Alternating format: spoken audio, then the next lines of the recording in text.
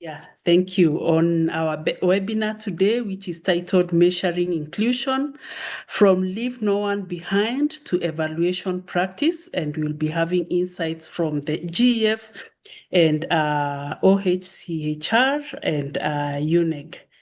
So let me share my screen a little bit to tell you who the stakeholders are for today's session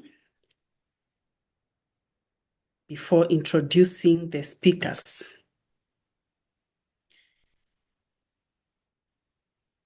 Innocent, you can alert me, should there be any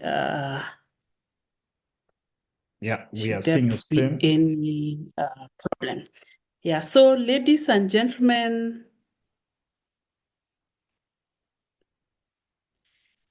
welcome again. And today's webinar is on measuring inclusion from Leave No One Behind to Evaluation Practice. We have two presenters and one discussant, and I will be the moderator today. I will tell you shortly who our discussants are and as well as the presenters. But first and foremost, the organizers of this event is Eval for Earth. And Eval for Earth is a dynamic community of practice dedicated to advancing evaluation in food security, environment, agriculture, and rural development.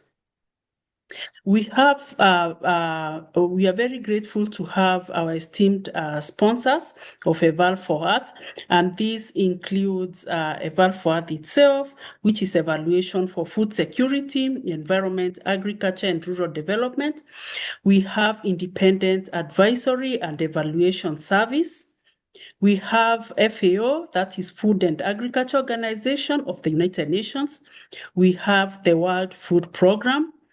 We have the Independent Evaluation Office of the Global Evaluation Facility, GEF. And we also have the Independent Office of Evaluation of IFAD and the New Development Bank. We are really grateful for their support for to Eval for Earth.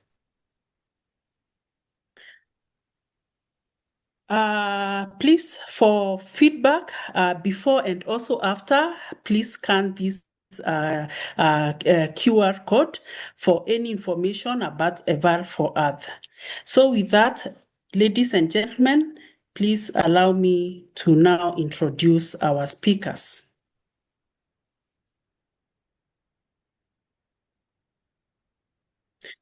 Thank you.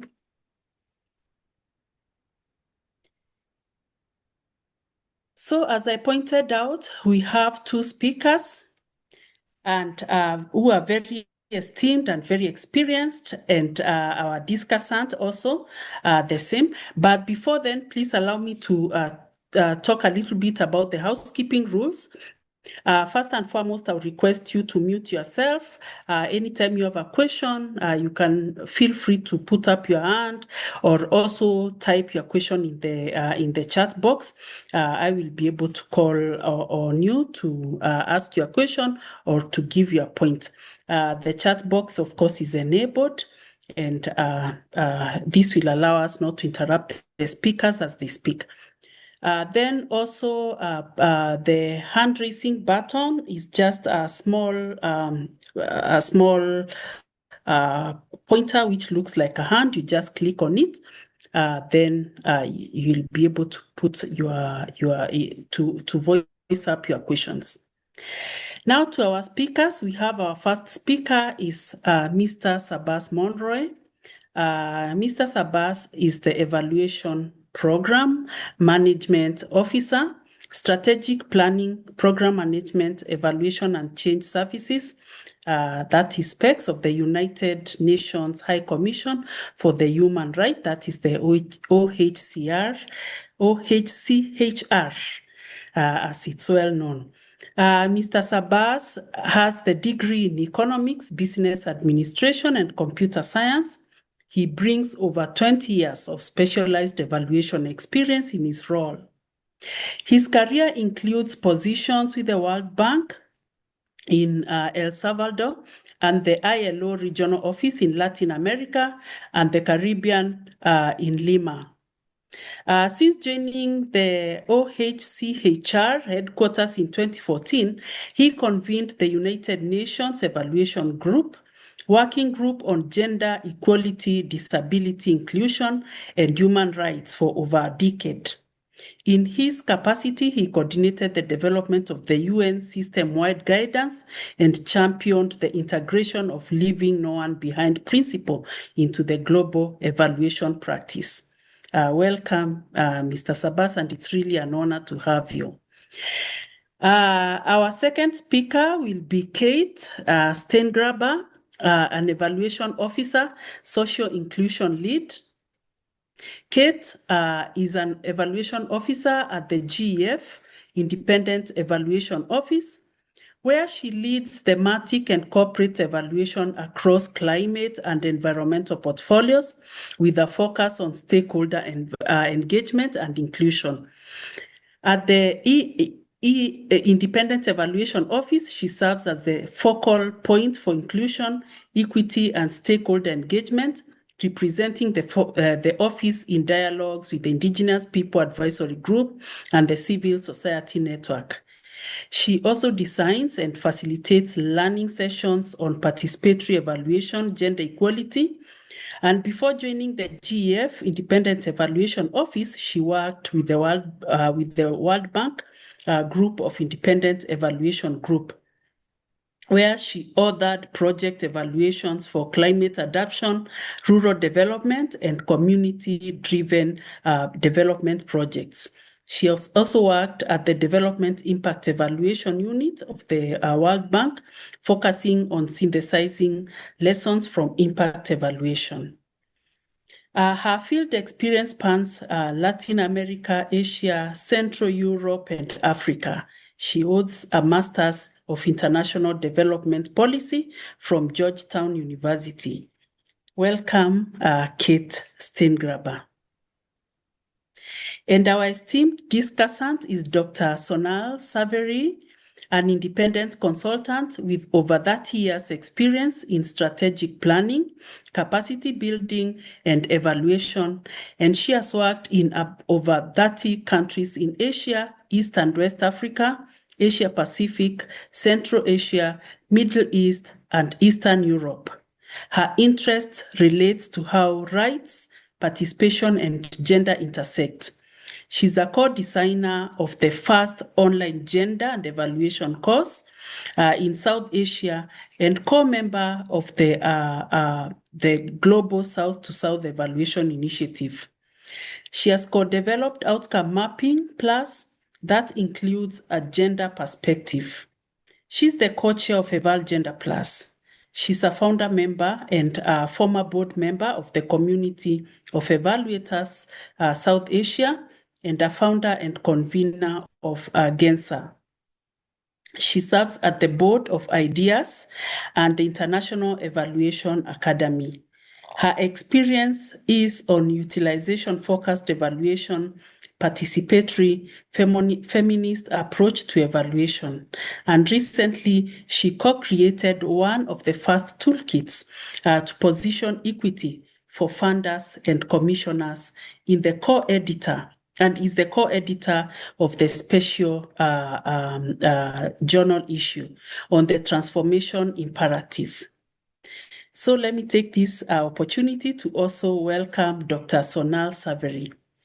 Welcome. I will be your moderator. My name is Ida Kanini Karejo. I'm joining in from Nairobi, Kenya.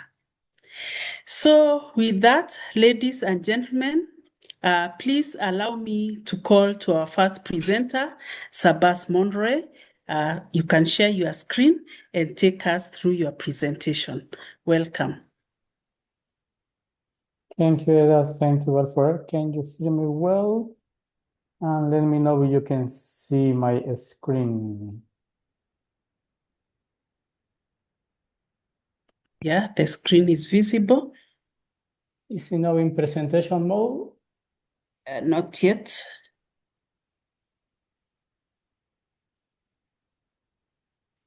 now?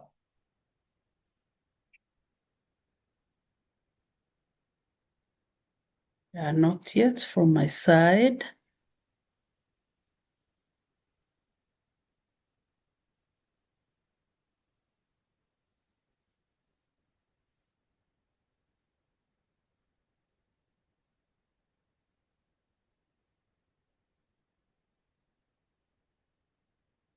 Is it working now? There it is. It's working. Okay. Welcome. Thank you. Okay, thank you again for the opportunity. As mentioned, we are talking about measuring inclusion. From leaving no one behind to evaluation evidence is an important journey that we want to discuss today with you. First of all, a little bit of introduction about what comes before evaluation. The subject of today is about evaluation, so how to integrate leaving no one behind in the evaluation process. But for that purpose, we know we have called sometimes this evaluability. We conduct evaluability assessments to ensure that all the information required is in place. So before getting into the subject, I want to talk a little bit about indicators, the monitoring side. What do we need to take into account during the planning of an intervention to ensure that leaving no one behind is mainstreamed in any program or project that we conduct? First of all, in terms of having indicators to be able to measure leaving no one behind, we should need, of course, a strong commitment to human rights-based approach, to gender equality and women's rights to leaving no one behind, because this integration should be part of the whole process, not only at the design, but during implementation and monitoring. For that purpose, we need strong indicators, we need some clarity on how to operationalize these indicators, and we need to have some rights-based data collection, our approach practices. But first of all, how can we measure leaving one behind diversity inclusion in our programs? This is an example to have an idea. We have this indicator in OHCHR, the level of meaningful participation of right holders. That's what we are talking about, to ensure that everyone that should be involved, all these group institutional vulnerability that we call leaving no one behind, could be migrants, indigenous, women, minorities, are invited to participate and to share their points of view and be considering during the implementation, planning, monitoring, evaluation of the project. In this case, meaningful participation in selected public processes. First steps, we need to agree on the focus. Who are the right holders? Which are the processes? Everything indicated in the formulation of the indicator should be clear since the beginning. Even if we decide that we're going to call level of meaningful participation, what meaningful means to us. For example, meaningful for us could be submissions to the Universal Periodic Review, organizations participate in dialogues related to these topics. There are recommendations that are taken into account when I refer to right holders like leaving no one behind, or that the recommendations are supported by the states.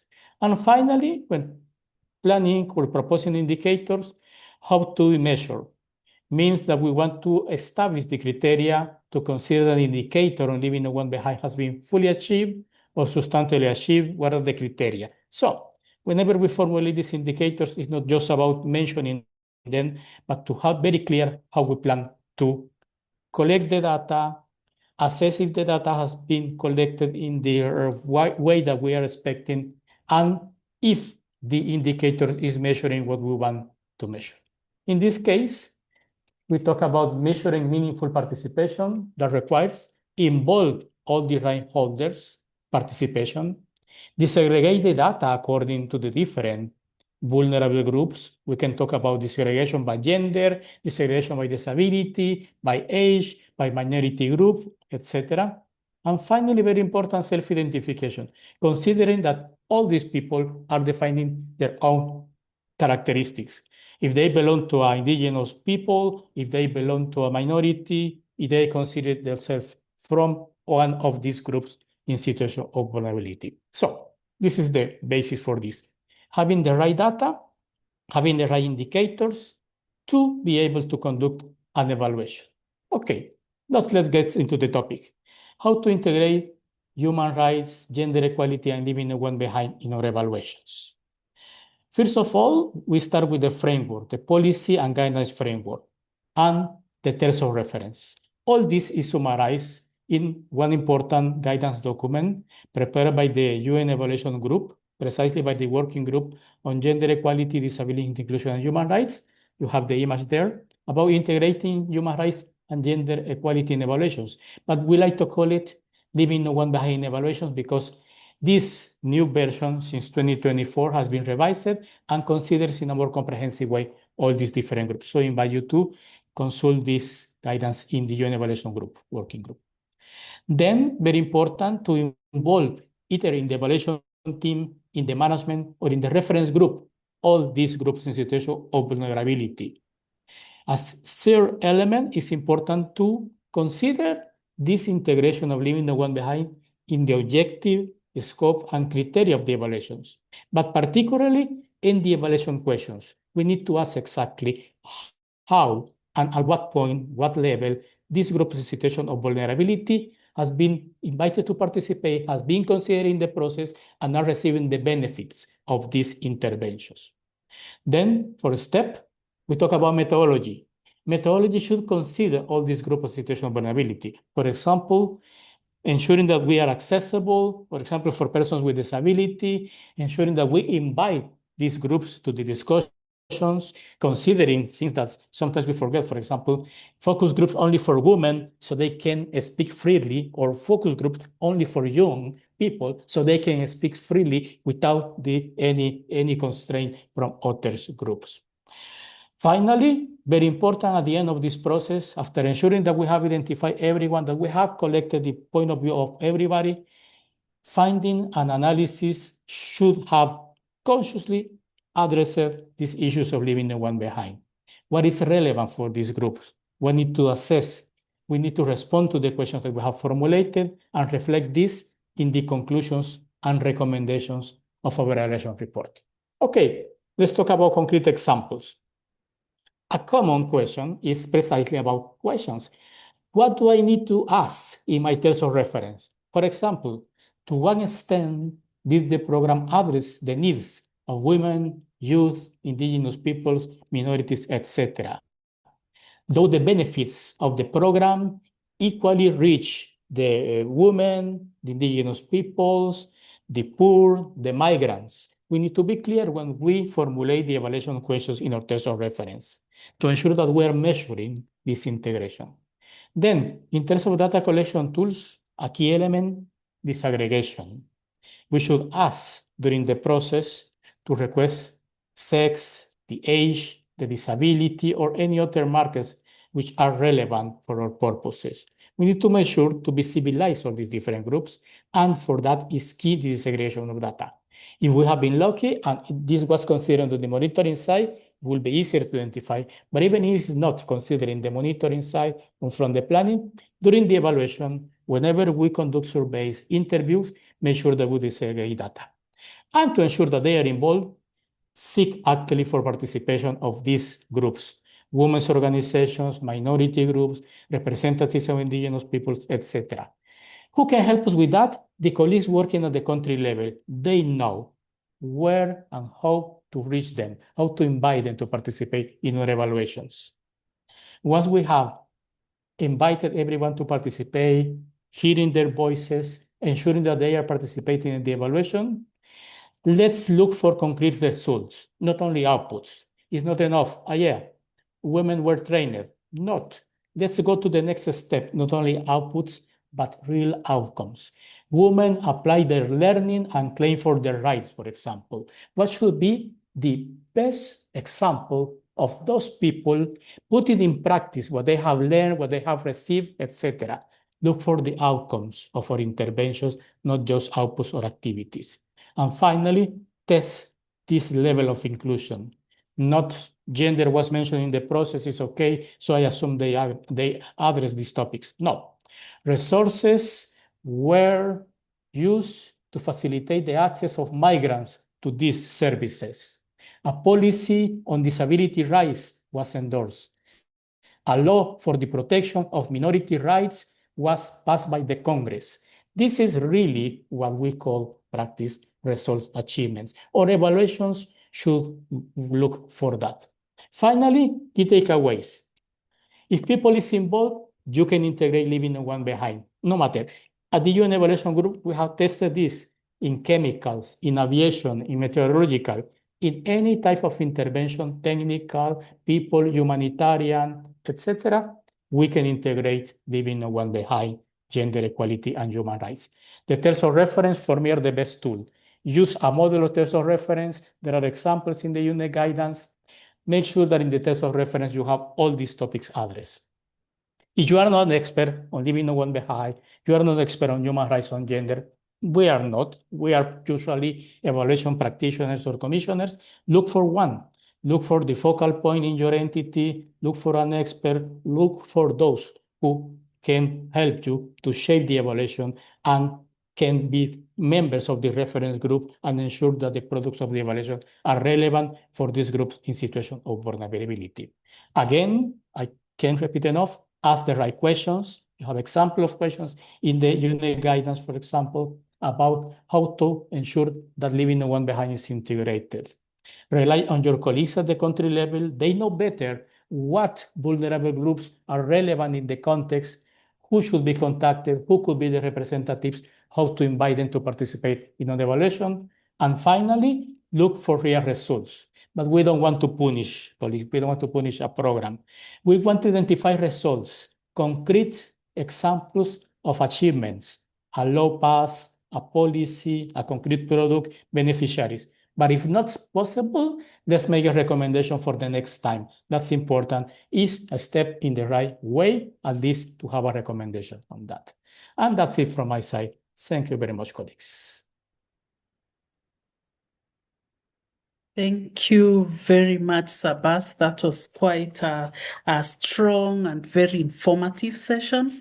Thank you very much. And now I invite Kate, please take over and take us through your presentation.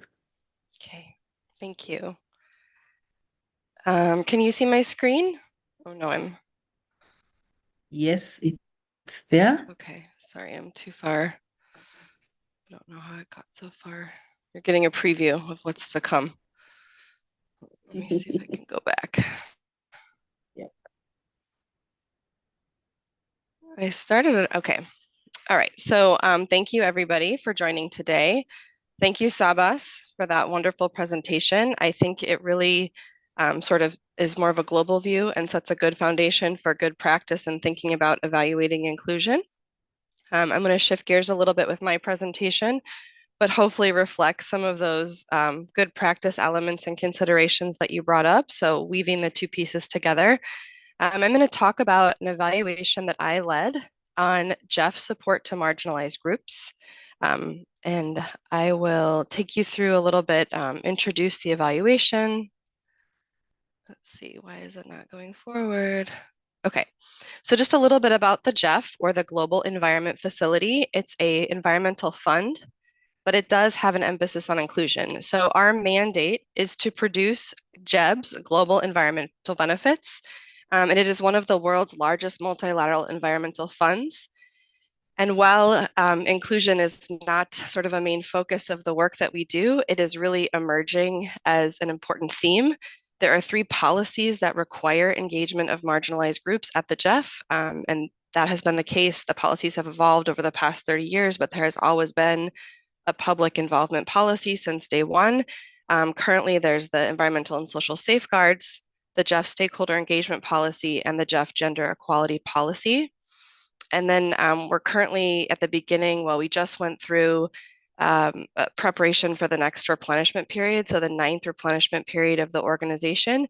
And if you look at the strategy throughout each subsequent replenishment period, you can really see the emergence of more emphasis on inclusion. And this sort of culminated in the current GEF replenishment period, where we do see emphasis on what they're calling the whole of society approach to engagement. And there is even a footnote that references leave no one behind. So there's sort of been a shift. This evaluation that I'm going to speak about was timed to influence the strategy development. So it was very timely. Let's see. Sorry, I'm having a little bit of a delay in advancing the slides for some reason, but just a little bit about our office. Like many independent evaluation offices, we need to focus on, we're mandated to focus on accountability and learning. And we are independent. We report directly to the GEF Council, so we're not, we're in the same organization as the GEF, but we have our own direct line of reporting. And then, apologies, I don't know why this advancing is taking so long. Okay, so a little bit about, just to talk about, sorry, this we have a new PowerPoint presentation for our office, and it's very like very heavy file format, so sometimes it's a little clunky to advance. So please bear with me. But basically, we had a measurement challenge in terms of thinking about, sorry, how. Okay, I'm not touching it. How we're going to go through how we were going to measure inclusion. So historically, in our evaluations, we had looked at inclusion, usually as a cross-cutting theme. We almost always look at gender, but it never was sort of a standalone topic. So the evaluation that I'm speaking about today is the first time that we actually looked holistically at inclusion of marginalized groups, and we also looked beyond one group. So previously we had evaluations, for example, of gender or the implementation of the gender policy. We also had evaluations of involvement of Indigenous peoples and local communities, but this is sort of more of a holistic approach. And we focused on 4 groups. We focused on women, youth, IPLCs, and persons with disabilities. And historically, we had done sort of more of a light touch approach in some of our evaluations. And this is, I think, what Sabas was speaking about, sort of a binary coding. Is the group represented? Yes, no. An exception to this was our work on gender, which was fairly robust. Previous gender evaluations had actually used a gender assessment framework that rated projects based on a scale of whether they were considered gender blind, gender neutral, gender mainstreamed, or gender transformative. But we needed to sort of figure out a way to actually comprehensively measure inclusion in these projects. And we came up with an adapted form of the social inclusion assessment tool, which is actually a World Bank tool. And what this did was it allowed us to look at the depth of engagement for these groups. And we also adapted the public participation spectrum, which maybe people here are familiar with, but we categorized participation into different categories ranging from inform, consult, collaborate, with collaborate obviously being more robust. Our tool also allowed us to look at follow-through, so what was done in design versus implementation, again echoing Sabas's presentation, which I promise we did not design these together. And then also for the first time, and this was really key because in the organization, the conversation is really evolving on whether we do inclusion for inclusion's sake, whether we care about equity. There's sort of a diversity of viewpoints, but also the framing, you know, when we were designing the evaluation, our counterparts were saying, we really need to think about if we can link inclusion to outcomes, because our mandate is to provide these global environmental benefits. And so we really wanted to test whether we could prove empirically and numerically that outcomes or that engagement was linked to better project performance. And I'll go through a little bit how we did this through regression analysis. And I'm going to try to advance it. And so, let's see. Okay, so just to go a little bit more into the framework, essentially we had 3 dimensions. I want to dive in because I think that this also speaks a little bit more to what Sabas was talking about. But based on the literature, we built an evaluation framework that was also reflected in the CIAT. But we looked at 3 interlinked dimensions. The first are systemic measures. And these are sort of the upstream signals that tell project teams that engagement matters from the beginning. These are analysis, stakeholder identification and analysis, budgeted action plans, dedicated staffing that have expertise, sort of like laying the groundwork and setting the signal, setting the stage, indicators to measure inclusion. The second category that we looked at is participation activities. So this is the activities on that spectrum of inform, consult, collaborate. Are they being, consulted? Is there a focus group meeting that's discussed, or is there evidence or documentation that communities were designed in co-design or co-management? And then the third element of it, the framework, is socioeconomic co-benefit. So were projects actually designed in a way to provide non-environmental benefits? So when we say socioeconomic co-benefits, it's just a fancy way of saying, other benefits to communities that are not environmental, so improve livelihoods, health, well-being, things like that. So this is sort of the framework. And of course, I'm going to talk most specifically about the portfolio review and what we found, because that was sort of the innovative aspect. So we did apply this tool to a portfolio of projects, 100 ongoing and 200 closed, which allowed us to show change over time, but also by using the portfolio of closed projects to apply the tool and sort of come up with these ways to categorically measure engagement or inclusion, we had outcome ratings. And so that allowed us to actually link the different ways that we were measuring engagement to the outcome ratings, and therefore try to find that link between engagement and performance. We also did interviews, online surveys, case studies, GIS analysis, and an efficiency analysis to see whether, if you add activities to promote inclusion, whether that actually, how much longer, what's the impact on project efficiency. So just a little bit of the trends that we see in our portfolio, just in case anyone is interested. So on the top, on the light blue line is the completed projects, and the dark one is the ongoing, so that's the change over time. And the top line shows that the number of projects that engage with at least one marginalized groups was 96 in the old cohort, 100% in the new cohort. This is driven by gender. So if you look at the third line, we have 100% involvement of women. So women are actually showing up as stakeholders in all of our projects, all of the ongoing projects. We see the biggest increase in absolute terms for the IPLCs, where the increase was 30% to 50%. Persons with disabilities are really underrepresented in our portfolio. Only 20% of ongoing projects mention them, and they were not included in the regression analysis because there wasn't enough. They weren't well enough represented. So unfortunately, we only were able to do the regression on the three groups.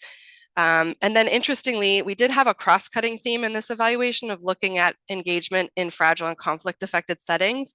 And it was super interesting because we found that the share of projects that engaged the three groups, women, IPLCs, and youth, which we considered a more holistic or robust approach, actually was higher in fragile settings relative to stable settings. That was a really interesting finding. And then one of the fragility-related findings linking performance in FCS context with inclusion comes out later as well, which was interesting. So in order to, again, tease out that link between inclusion and outcomes, we did a regression analysis on 200 completed projects with validated terminal evaluations or final evaluations. They were from the 5th and 6th replenishment period and represented 97 countries. And so our treatment variable was sort of, we played around with different aspects of engagement breadth and depth. We had controls in the equation for project size, focal area, geography, and fragility status. We did do tests for endogeneity and multicollinarity. We did an OLS regression, and then the dependent variable was the outcome rating. And so what we found was that meaningful engagement was associated with better project outcomes. And we looked at it a few different ways. One of the things that was really interesting was that what mattered most was the interaction between the engagement that was planned and implemented. So those participation activities, if you looked at them at just what was stated in the design documents, it wasn't as strong as if you look at what was done during implementation. And of course, this seems rather obvious, but it was really important to sort of like have the empirical evidence that what you have to follow for project teams, that you have to follow through with what you plan at design. So that interaction term was really strong between the participation activities that were planned and implemented.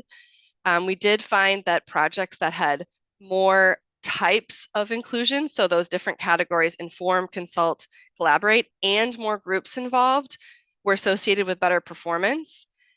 We did find that better systemic consideration, so those were the sort of like those types of activities I talked about, setting the tone, so analysis, action plans, budgets, dedicated staff, that was linked to more participation activities down the road, and then more co-benefits for marginalized groups. And then finally, we did find that engagement of marginalized groups, so we all know that the project performance, or at least in our organization, is lower. The outcome ratings tend to trend lower in fragile settings, but we found that negative coefficient associated with fragility was actually offset by more engagement. So we found kind of that it can be sort of a risk mitigating factor if you engage with marginalized groups in fragile contexts when it comes to the outcome ratings. And we came up with some recommendations. This is basically just on the impact of the evaluation. So we had recommendations that were all adopted by our council in June of 2026. But, you know, the recommendations were great, but I think more broadly, I think it was really important for our organization to create this data point that linked engagement practices with improved project performance. So it really allowed us to reframe the discussion where inclusion wasn't necessarily a safeguard checkbox or a policy checkbox or a compliance exercise, but really a factor that drives the environmental results that we're mandated to produce. And then finally, hopefully, this produces a replicable methodology for the broader evaluation community. And then just in terms of reflecting on, you know, what worked well, what didn't, what were the challenges? The CIAT tool, the Social Inclusion Assessment tool, really, it took us a very long time to develop it in a way where we felt like it was robust enough and it tracked all the aspects that we wanted, but it did allow for comparability at scale. It really was important to do the 2 time points, the design versus implementation. That really showed us a lot, even though it added a lot of extra work. The regression allowed us to support claims of association between performance, engagement, and performance. But the challenges, you know, there were some. It was a difficult exercise. It was very time consuming. So our portfolio review took a very, very, very long time. We had just a massive amount of data that we were collecting manually. And this shows how much time has changed. There was no AI used in this portfolio review. I imagine that if we have a robust AI interrogation, system, we could potentially have cut off some time here. And then I think, you know, I assume there's some evaluators here, we know that we operate in the real world and we can't always sequence things the way that we would like to, ideally. So sometimes we have to run these analysis sort of at the same time. And we did do the analysis, as I mentioned, which took a long time in parallel with the country case studies. Had we been able to complete the analysis first and had that really interesting finding on fragile and conflict affected settings, I think we would have dived in more and done more case studies in FCS contexts, which are obviously more difficult and time consuming. But we did not, because we did not have that finding before we started the field work and made those decisions. So, and also the challenge with regression analysis is if you don't have a lot of representation in your sample, you can't always interrogate all the aspects that you want to. So as I mentioned, we were unable to include persons with disabilities in the regression. So I think that is it. Just in terms of resources, the full report, the framework, and the regression methodology are going to be published shortly in the published version of the evaluation report, which will be on the website for our organization. I will stop there. Thank you. Wow. Oh, thank you very much, Kate, for now going to this process. The flow was quite good from Sabas, then to Kate, quite related. Now to Sonal. What do you think are the areas of convergence? What are the key insights? What are the implications for the evaluation practice? Please take us through this.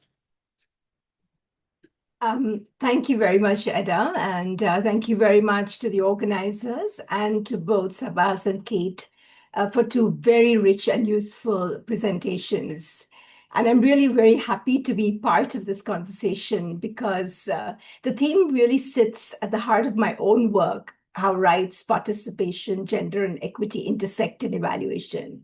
And, you know, how do we actually move from very strong commitments, which we all have, to actual evaluated practice? So let me just begin a little bit with Leave No One Behind, LNOB, as we say it. And it is a central transformative promise of the 2030 agenda. And I think it reminds us that it came from earlier development measurements, particularly the MDGs, that allowed national averages, and these hid deep inequalities. And so with the SDGs, Leave No One Behind really is a game changer. So we're not asking just whether progress happened overall, but who benefited, who did not, why, and what systems produced that exclusion. And what it also did is that every country in the world was involved, because every country is able to identify, leave no one behind. That's very different from how the MDGs were constructed. So for me today's discussion is about a key tension that we have observed in our evaluation. As a principle, I think LNOB has been accepted. It's very, very powerful. But in terms of practice, it's been a bit uneven. And so I think today's discussion has been really important to talk about how can we make it evaluable, measurable, and accountable. So if we look at the OHCHR presentation, it showed us about how LNOB, human rights, gender equality, and so on in situations of vulnerability can be integrated across the evaluation cycle. So beginning from the terms of reference, which is so critical, and onwards to data collection, analysis, and recommendations. And I think the GEF presentation actually explained how you could measure it at a portfolio scale. And I think this was absolutely path-breaking, particularly when we are looking at something that is nebulous in a way, trying to identify who was included, how they were included, and whether that inclusion led to outcomes. So what I did here across both presentations is a very important shift, that inclusion is not just a principle, which is important. It's not just a tick box, but we are actually now moving forward and translating it into indicators, methods, coding, analysis, and recommendations. So I think that's a significant step forward. So for the OHCHR presentation, I found the focus on evaluability really important. We have a lot of strong frameworks, and many of us who work in this field are aware of the human rights-based approaches, gender equality, disability inclusion, along with LNOB. And so the challenge has always been, how do we measure these commitments and use them in evaluation? So Sabas's example of meaningful participation of rights holders is truly helpful, because it moves from a very broad concept to a defined focus, observable criteria, and some level of achievement, and equally monitoring. I think we often forget how important monitoring is and how powerful it can be. And so many of us working in gender responsive and rights-based evaluation have seen this accountability gap. We have very strong language in design or strategic documents, and they kind of disappear when we come to implementation, monitoring, or reporting, something that Kate also discusses in her evaluation findings. And I think from the GEF presentation, we've really moved from that surface level inclusion to depth, follow through, and outcomes. And clearly, the SIAT, the tool, has moved further by asking, whether groups were informed, consulted, or collaborated. I just wanted to mention that information, being informed, being consulted, and collaborated are forms of participation, but they're also quite different. And many of us who have worked in participation probably recognize some of this terminology. It comes from 1969, when Arnstein and then Roger Hart developed this and talked about total exclusion to collaboration, and that ladder of participation, either for citizen involvement or for youth participation. But I think it talks a lot about the commitment in design and how we implement that, and how do we then link inclusion to outcomes. And when I think about this whole concept of participation, I think what we have established today is that presence is not participation, and participation without follow-through can actually become tokenism. So I wanted to just share a few of my reflections. The first one is that inclusion has to be built into the architecture of evaluation.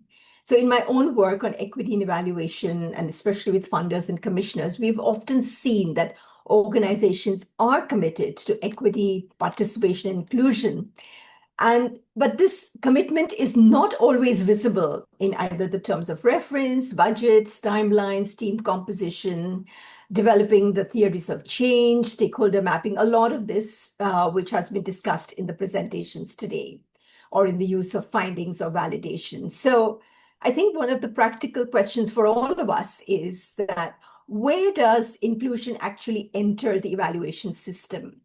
The TORs, evaluation questions, budget, team's expertise, who collects the data, who determines which outcomes are important, who interprets the findings, and how recommendations are used. Because if you're not going to see inclusion in at least many of these places, then it will remain rhetorical. And I think the emphasis that the OHCHR had on terms of reference is really very important, because that's one of the first places where inclusion can be either enabled or constrained. And if we don't ask the right questions or give enough time, budget for participatory methods, or get the appropriate expertise, or who are the excluded groups, unless we talk about them, and have evaluators who are skilled understanding what is inclusion and how to design evaluations, I think we may not be able to have this meaningful participation and evaluation. And I think that's my second reflection, is on this word of meaningful inclusion. And I just wanted to expand that and say, meaningful for whom? Are we talking about the evaluator, the commissioner, the implementing agencies, or the rights holders and communities themselves? And I'm not just speaking about this rhetorically or technically, but I wanted to situate it in terms of power. So a lot of the participation that we talk about, we often risk turning it into another external framework. And so I think ensuring that rights holders are involved in defining meaningful is also critical. And from a feminist and participatory evaluation lens, and many of us who are present here today and listening in would probably, who have experience of this, it's absolutely central. Because we not only need to ask whether people participated, but whether they helped define the terms of participation, the criteria for success, the meaning of change. And so in many of these participatory approaches, this is a core concern. How do we center the agency of actors rather than reduce them to respondents in someone else's measurement framework? So I think this is something that we really need to think about when we are using different frameworks. Another area that I want to talk about, and I did speak a bit earlier, was about not only the depth of participation, but there are power dynamics within participation. So the GEF approach discussed, informing, consulting, and collaborating, which was absolutely useful, helps to move beyond the binary coding and allowed comparison across a large portfolio. But within each level of participation, power does matter. And as I said earlier, there are levels of participation. Informing, consulting, collaborating are not the same. So you could have a woman who's present in the community, even if you have high levels of women participation, they may be silent. Or a youth representative may attend a consultation, provide their voice, but it doesn't influence the decision.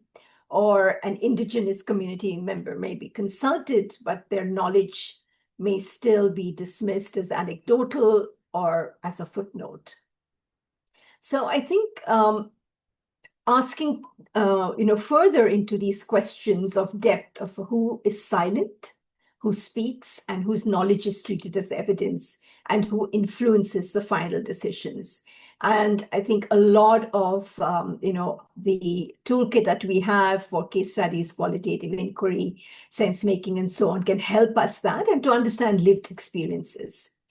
I also wanted to reflect on this very important shift that we've heard today from compliance to performance. And the GEF presentation talked about that, about in terms of connecting the meaningful engagement with better project outcomes. This is absolutely critical, more types of engagement, more groups involved in fragile and conflict settings, which was, again, a very powerful finding. It just helps to understand, the power of what we are trying to measure.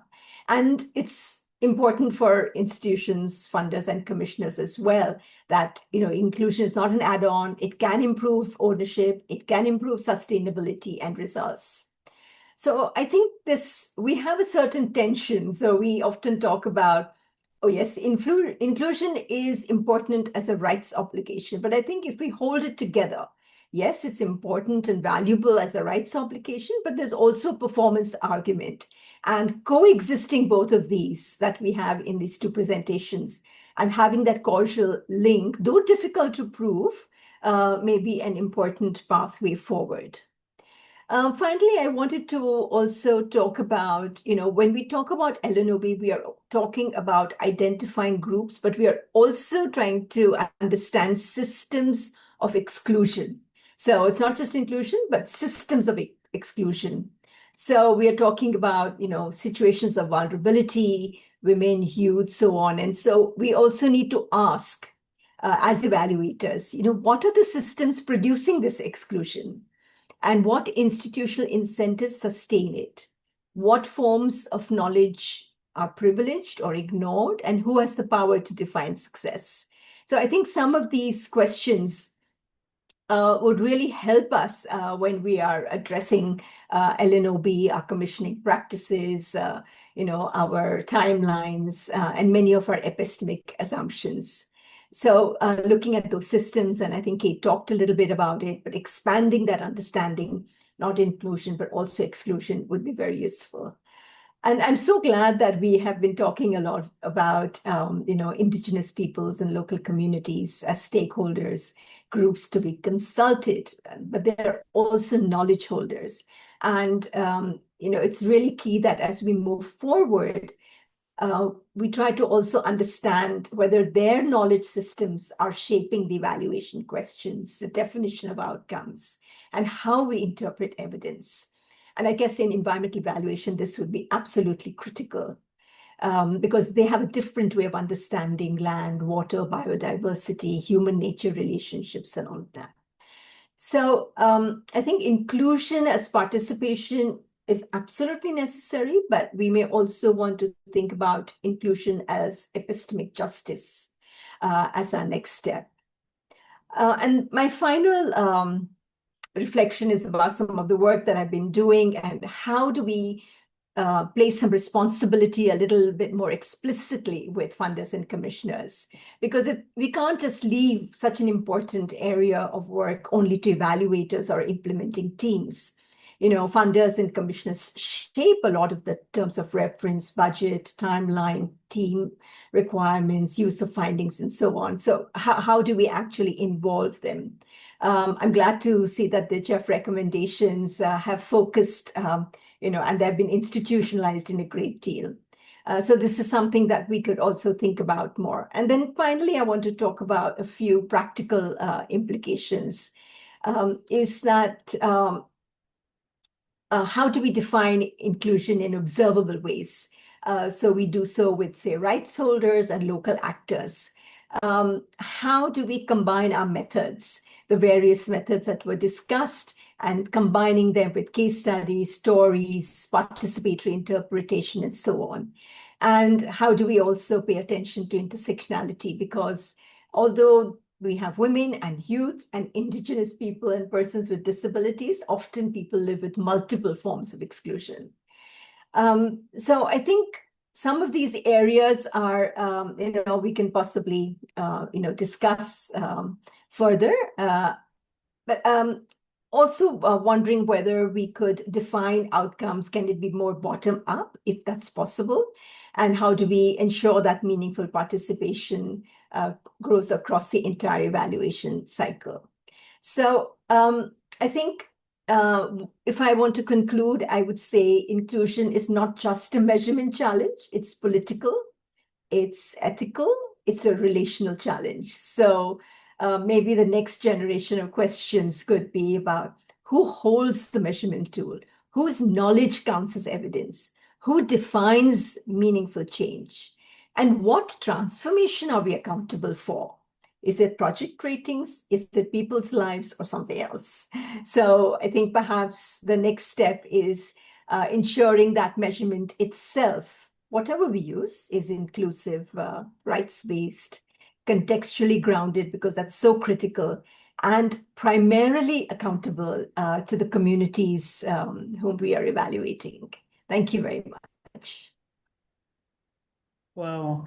Thank you very much, Sonal.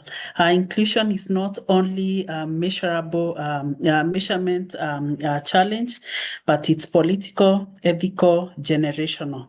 What a good way to end. Wow, the chat box is lighting on fire with comments, with questions, with points. It's just fast and furious. I almost lost, I was trying to capture, but I almost lost it. But I know Innocent is also helping in that. And without further ado, I really want us to go now into the discussional area from the participants themselves. We have many questions, we have many points, and I'll call upon some of you to at least elaborate on the questions. And I don't want to waste a lot of time. I don't want to take much time. It's not about me today. It's about our discussion. So we have several questions here, Innocent, and maybe I'll start with the first one that I've captured, which is from,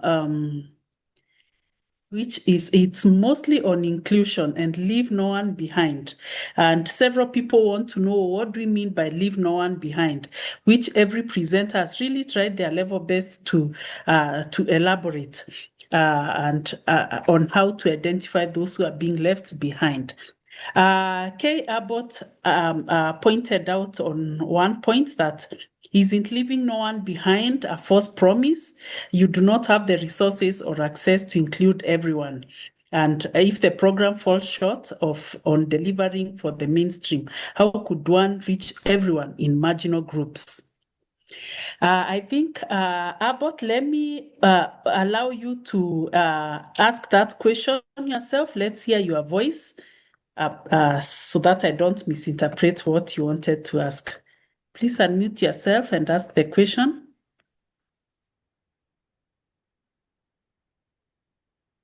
Yes, so I find that the concept sounds very grand, leave no one behind, and yet we always do. The programs are defined to suit groups who can actually help fulfill the aims. And many times they are chosen because they have a certain resource base or a certain experience or whatever. So it depends really on the aim of the project. We're not talking here, I don't think, about general humanitarian relief, delivery of basic resources. We're talking often about very select interventions with groups that are well placed to fill the aims of maybe a pilot project. And the aim often isn't to reach everybody. It's to experiment with a methodology to address a certain problem. And that means focusing on a group that is able to help you test that intervention. So I don't see that it ever really applies. And the concept of marginal versus excluded, those are different concepts. Usually you can be a majority and somehow be excluded, again, because of the focus of the intervention. So I think that the concept needs some refinement in terms of what it means in a particular context and how often can it actually deliver given resource constraints. So I don't know if anyone wants to speak to that or not. Thank you very much, Abbott. Kate, Sabas, or Sonal. Anybody want to take that?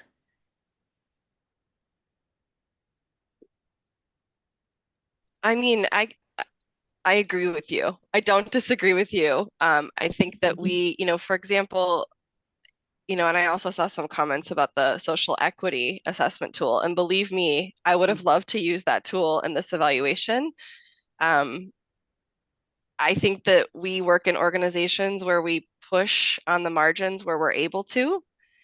I fully agree with you though. I mean, I've often thought, what is a realistic expectation for a pilot project? The GEF finances pilot projects, as you've mentioned. They are designed to achieve environmental outcomes.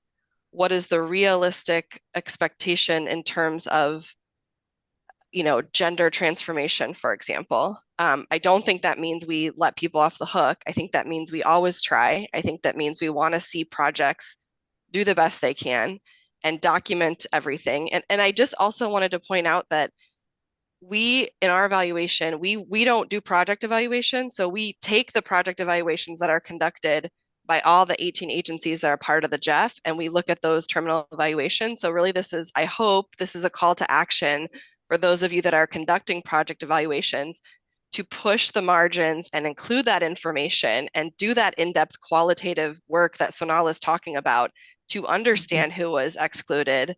Yeah, I mean, I don't have a good answer other than I agree with you. And I think that we are trying to push the margins within the constraints of the organizations that we represent. That's how I feel as an evaluator who really believes in the importance of social inclusion and building an evidence base.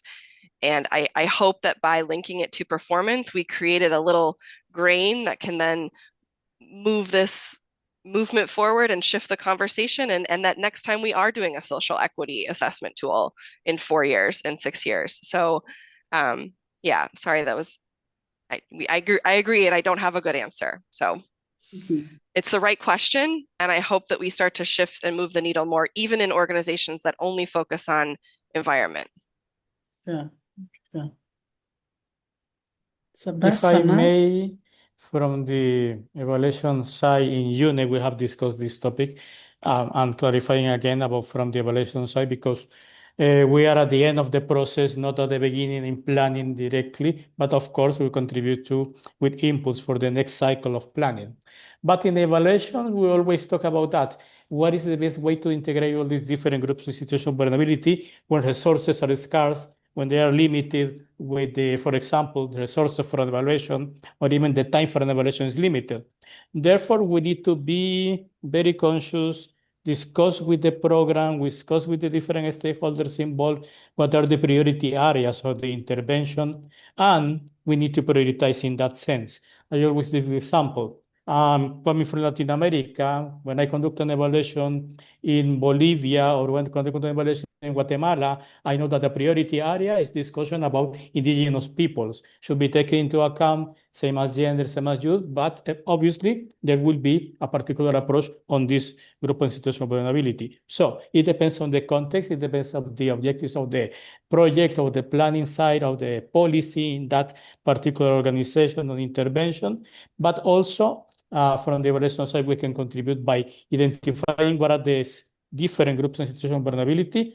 And in the case of the UN evaluation group, we use the definition by the SDGs, which mentions this list that we usually talk when we conduct presentations about minority groups, indigenous, youth, women, the poor, migrants, etc. So different groups have been identified. But clearly, not every project will be able to reach everyone at the same level. Not every program should be able to work with them at the same level.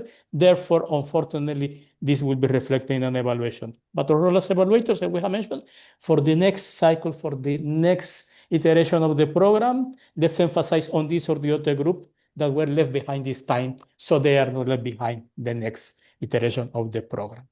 Thank you. Over. Thank you. Thank you very much. No one size fits all. It's contextual. And I think that really covers 2 points that also are raised on many policies are introduced and laws passed to appease critics but never implemented, as well as I'm seeing some confusion over the concept of marginalized. Women are more than half of the population, so are the youth. Normally, one thinks of marginalized as someone with disability who faces difficulty. I think that really tackles it, that it's not one size that fits all, and it should be very much contextual. I have a point or a question from Dennis Ronald on his view about the meaningful participation. Probably, Dennis, you could go ahead and put your voice on this, if possible.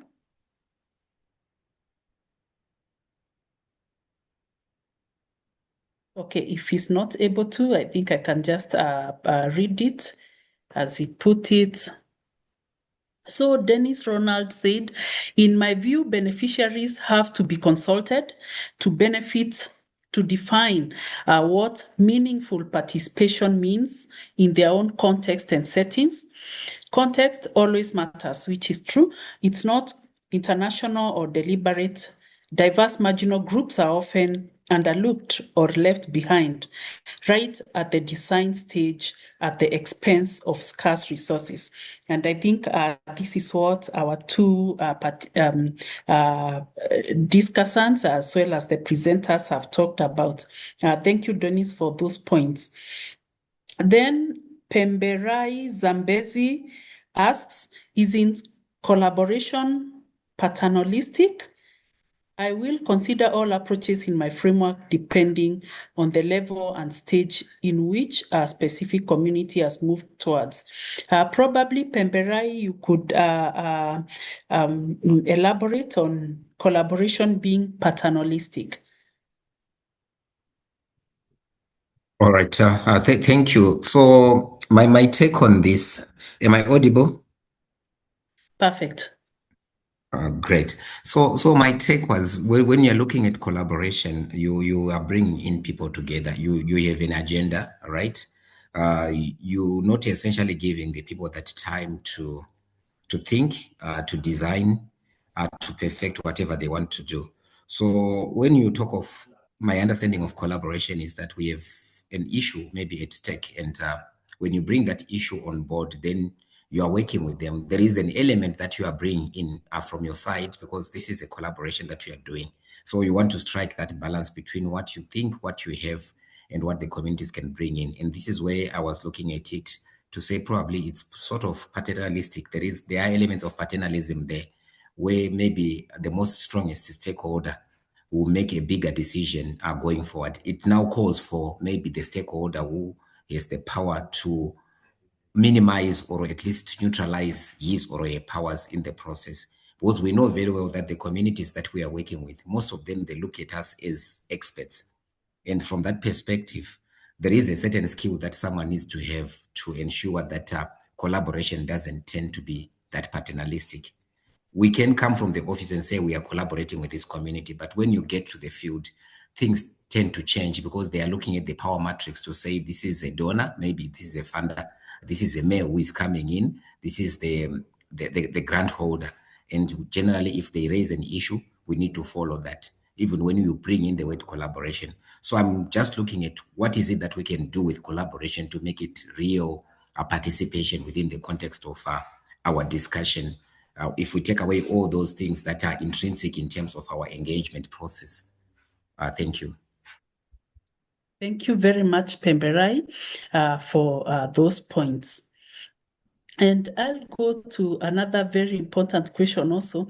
A previous question was on how is measuring inclusion different from measuring equity. And also this has almost been repeated by Ranjani, who has asked,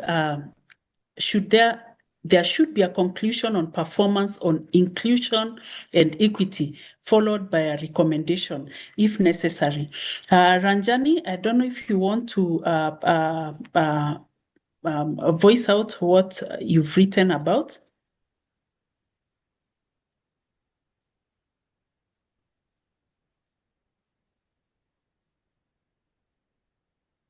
Okay, thank you. Maybe he's not able to unmute himself. But Sonal, Kate, and Sabas, I don't know what would be the difference between measuring inclusion and measuring equity. If I could just go ahead. When we're talking about inclusion, firstly, it's linked to equity, but it's not the same. So in inclusion, we are asking who is included, who has access, who's at the table. But when we're talking about equity, we are actually understanding that people are at unequal positions. And so the questions that we want to ask there is, what are the barriers? What are the power relations? What are the structural inequalities that we have to address so that participation becomes meaningful? So I think the way we approach both is slightly different.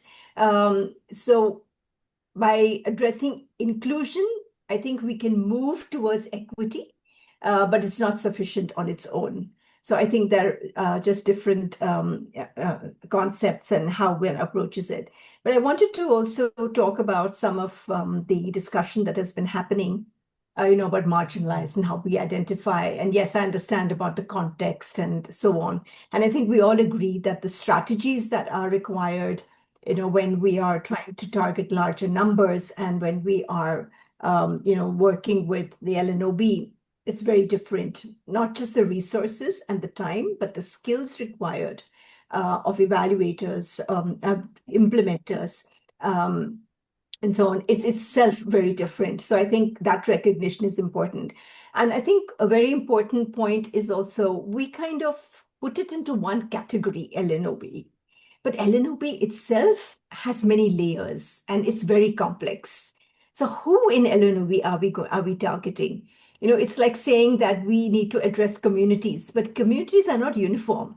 There are many power relations within those communities. So I think having a further analysis of, who are those LNOBs? Who are we actually addressing? I think it becomes very important. Thank you. Thank you. Thank you very much, Sonal. And I wanted to, Pemberai also added that the CIAT framework, she said, thank you, Kate, the CIAT framework, she loved it, he loved it, and he will apply it henceforth.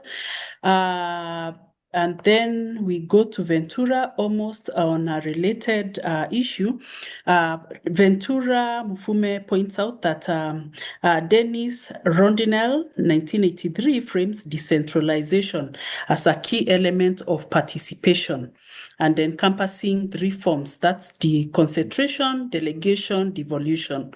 And this typology arguably aligns closely with the leave no one behind principle.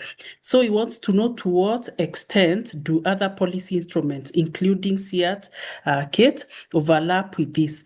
Ventura, do you want to phrase this question yourself? No, you have said it, Heather, and thank you for that. You have said it. I live anyone who can help.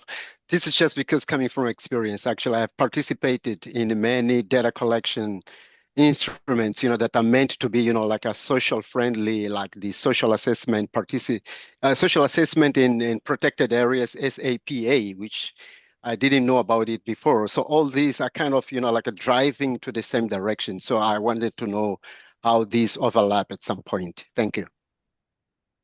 Thank you. Kate, do you know how this overlaps with the CIAT? Well, I think, I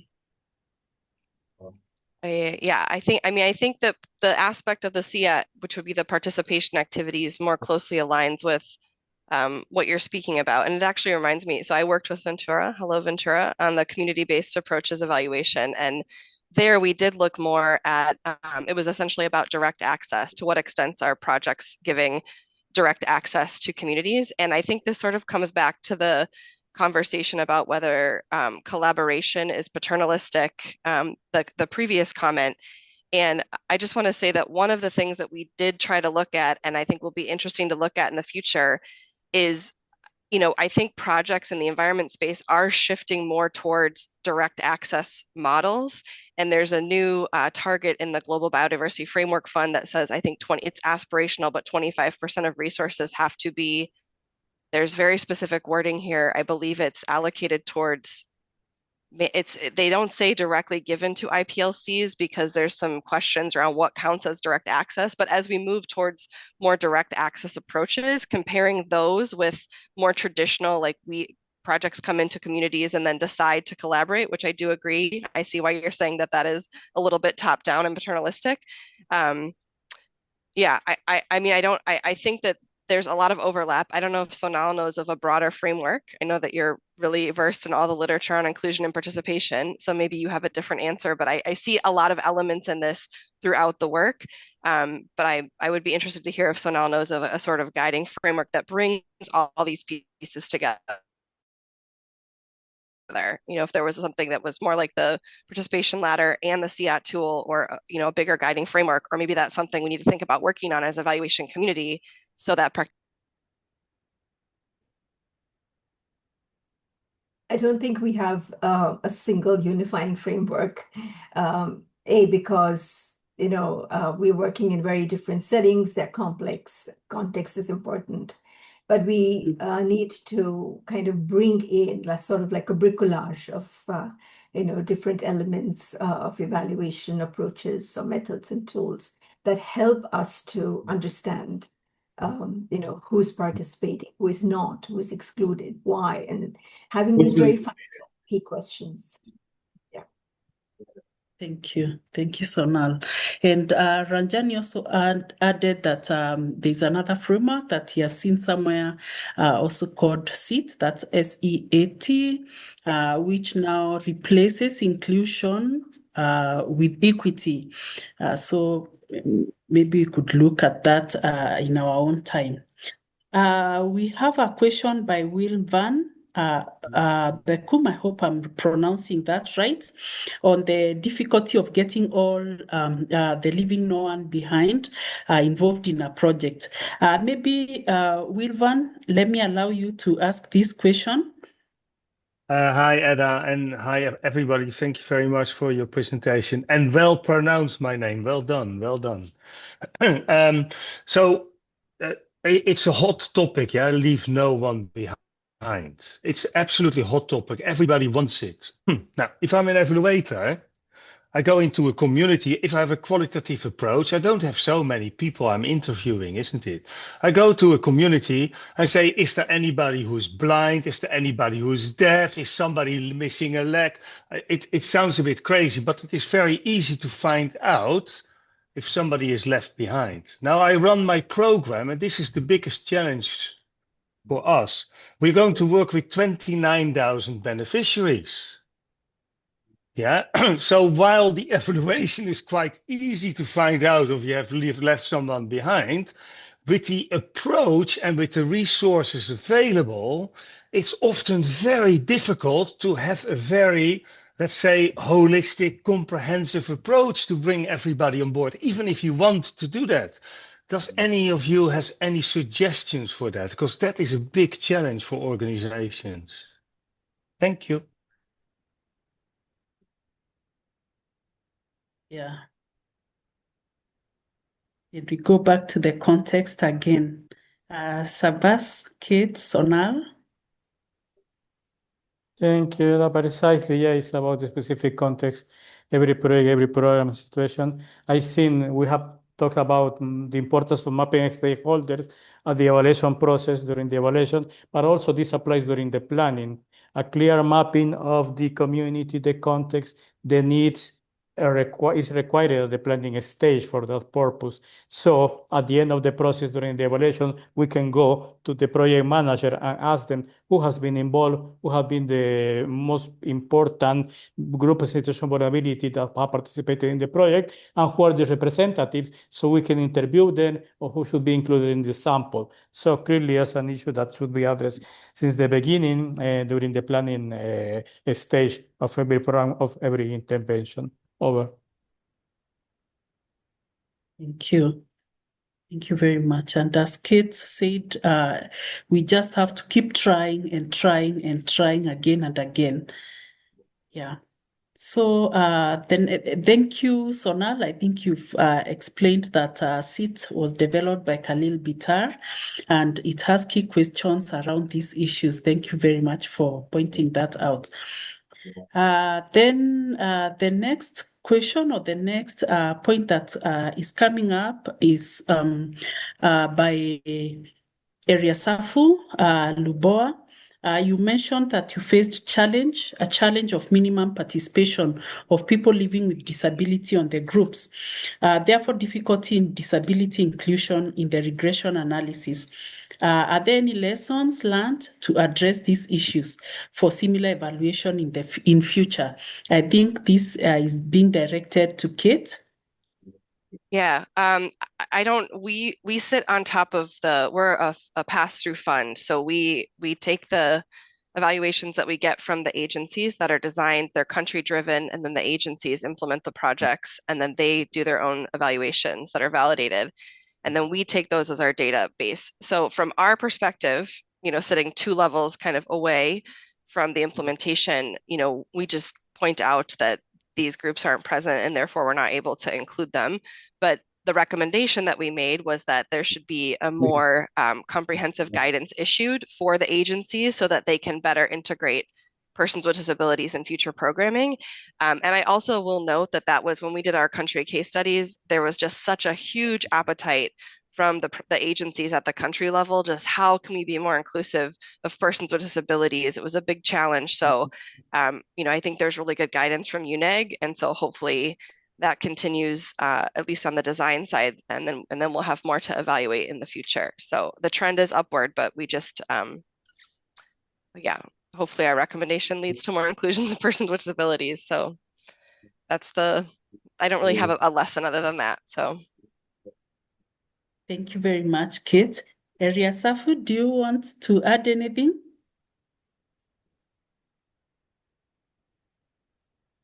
I think it was quite clear, Kate. Thank you very much. Innocent, I don't know if I'm leaving out anyone from the questions asked or the points put, but generally people have said, thank you so much. This has been quite an eye-opener. Thank you for sharing the framework. Thank you, Sonal, for really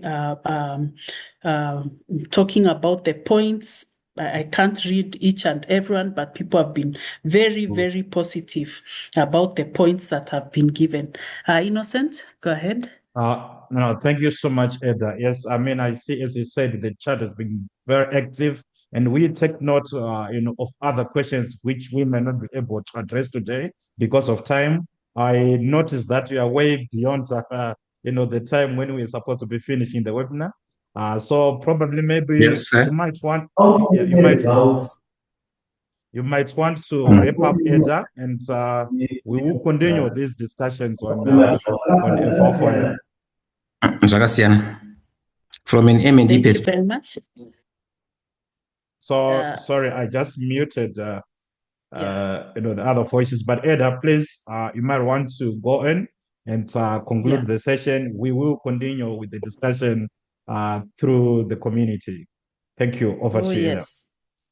Yeah, it's quite a hot topic, as somebody has mentioned, and quite relevant, especially now that we are going to the 2030 the 2030 mark of the SDG. So this is the topic everywhere. So in just the closing remark from the presentations, I think it's very clear that inclusion is not an aspiration, as we were taught. It is measurable. It should be built in the architecture of evaluation. I can't can't go through everything that has been said, but it was so clear and very well pointed out on the need to collect data that matter and that can be measured, the need to integrate inclusion in the evaluation cycle, the need to look at all levels of participation and know at the back of our mind that really power matters. Let's look at who is silent, who is speaking, who is influencing. Also moving beyond just counting participation, but assessing that quality of engagement, looking from compliance to performance, and disaggregation of data remaining essential, even among the marginalized. So I could go on and on, but really, I think we will continue the discussion in our social media and also in the website. Let's go into the website, and let me also invite anybody who is not a member of Eval for Earth, please, using the QR code that is in your screen, on your screen, sorry, join us, join the Eval for Earth. It has gone, but I'm sure Innocent will be bringing it back. Yeah, thank you. So in particular, allow me to please thank our presenters, Sabas Monroy and Kate Steingraber, and our discussant, Dr. Sonal Saveri, for these very, very important points that they have put together, and they have really enlightened the webinar and given us a lot of points to go and think about. On behalf of Eval for Earth and all the stakeholders who have supported Eval for Earth, I would like to extend my sincere appreciation to these distinguished speakers, and to all of you participants. We don't take you joining here for granted from across the globe. Thank you very much, Innocent, for the hard work put behind the scene. And thank you all for contributing to this important conversation. So inclusion is not simply about who is counted, but who counts in the decision making. So thank you very much, and see you on the other side of the website and of the social media. Thank you. And there's a feedback form, sorry, Innocent, there's a feedback form for everybody. Please click on the link that Innocent has shared in the chat box and give us your feedback. Thank you very much.